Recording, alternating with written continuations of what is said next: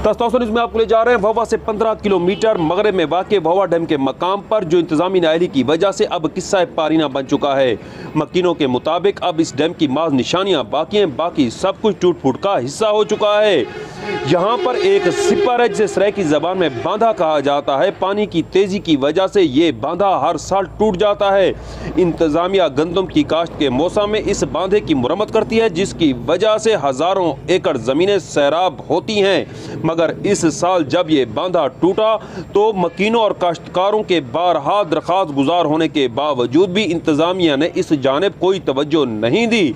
Assistant commissioner Taunsa ने visit किया, मगर ताहाल इस बांधे की कोई मुरम्मत नहीं की गई, जिसकी वजह से गंदम की काश्त मुतासर होने के शदीद खतरात भी पैदा हो चुके हैं। इस मौका पर मकीनों ने तौसा न्यूज़ से गुफ्तगू करते हुए कहा कि हम वज़ीर आला पंजाब सरदार उस्मान बुज़दार से नोटिस लेने और इंतजामिया से इस बांधे की फौरी मुरम्मत का मुतालबा करते हैं, ताकि गंदम की काश्त बेहतर तौर पर हो सके।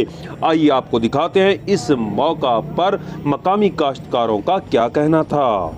अस्सलाम वालेकुम।